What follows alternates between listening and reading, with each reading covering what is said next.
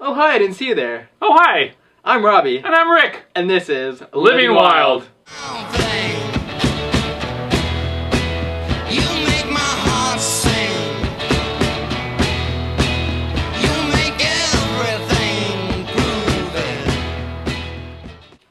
Hello, and welcome to part 3 of our Burrowing Owl edition of Living Wild. So this time we're actually going to find some wild burrowing owls. Wild burrowing owls out in the wild. We're going to visit 2 sites. The first is a mitigation site. What's a mitigation site? Which is where money's been provided after a place has been destroyed habitat-wise. Destroyed? To replace habitat. So at this mitigation site, which is a restored habitat, they bulldozed and graded the area. They made mima mounds, which are these little mounds that are dotted. Pimpled all over the ground. Yes, pimpled all over the ground. And in between the mima mounds are little pools. They're called vernal pools. Another name for it, seasonal pools. They fill up during the wet season, which hasn't been very wet this year anyway. What about last year? Well, or the year before that? It hasn't been very wet at all. So in the mounds themselves, they've actually made artificial burrows for burrowing owls. So we're going to meet some folks who have been working at this mitigation site. Mike, Megan, and Ted. I'm Mike Galloway. I'm an associate biologist at Caltrans. So who helps you put all this work together?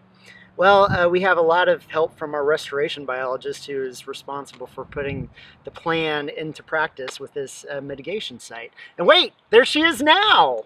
Hi, I'm Megan Olson. I'm with Recon Environmental and I'm a restoration biologist. What exactly do you do here? Well, when Recon won the contract for the job, work began for us with the grading and creation of the pools and mounds, the installation of the owl burrows, and then continued with plant installation, watering, and weeding. Do you love what you do here? I really do. So it's more than just roads with Caltrans. Yes, it sure is. It's about finding that balance between the needs of San Diego County, California, and balancing that with the needs of wildlife and habitat. When the project first started, we worked with a subcontractor to grade the site to create the mima mounds and the vernal pools. And then after that work was completed, the same subcontractor installed the burrows. Around the burrows, there are these little owl pellets right here.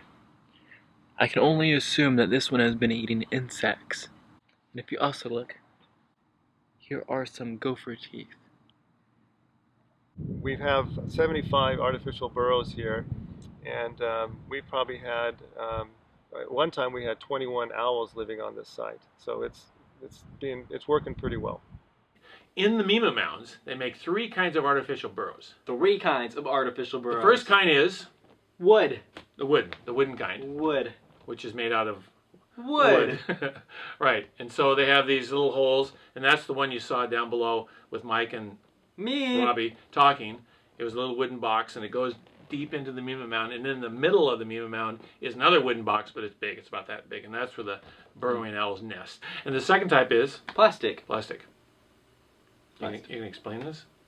Well, they have like these plastic tubings that go into the mima mound. I just happen to have one of these. What? You just what? You get that out of your shoe or something? Into the... I don't know why you have one on you, but okay. So, yeah, they stick it to the side of the mima mound, and then they connect with this grain sprinkler box. And the third one is called starter hole. They get these PVC pipes, and they stick it into the side of the mima mounds, and they let the dirt compact over the PVC pipe. Then once the dirt has compacted over the PVC pipe, they then take the PVC pipe out and allow the owl to go inside. To make their own burrow. But just remember, this mitigation site is not just for burrowing owls. Nope, it's for other species too. So what is all this green stuff on this rock? This is a cryptogamic moss, and this actually provides important microhabitat for insect species such as the endangered Kino checker spot butterfly. We have several mitigation sites all throughout San Diego County. They're not just sites similar to this here on the Otay Mesa. We have wetland sites, coastal sage scrub sites, all kinds of other vernal pool sites. We're creating habitat for all kinds of species. It's kind of nice because we're just here to make sure everything does well and there's no focus on one species in particular. So I had no idea that Caltrans did this kind of conservation work, and it's pretty cool actually. It is pretty cool. I mean, we've learned a lot from these little burrowing owls. Yeah, the one thing that really got to me was how fast the burrowing owl is disappearing. So the range used to be throughout California, especially in the Central Valley and from Marin County down to Baja California along the coast. In fact, they used to be all over the place. They were one of the most common birds in California. In fact, in the 1860s sometime, the ornithologist said that he had seen like virtually a little burrowing owl in every knoll in San Diego. And in 1975, there was still an abundance of burrowing owls in Orange County and San Diego. But by 2001, there were only 9 breeding pairs of burrowing owls in Orange County and San Diego County in their entirety. And it's estimated there's about an 8% decline in burrowing owl populations throughout the state of California every year.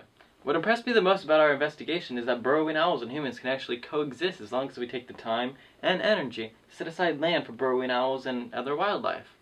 And there's actually some pretty cool people out there doing really good things for these burrowing owls and other wildlife as well.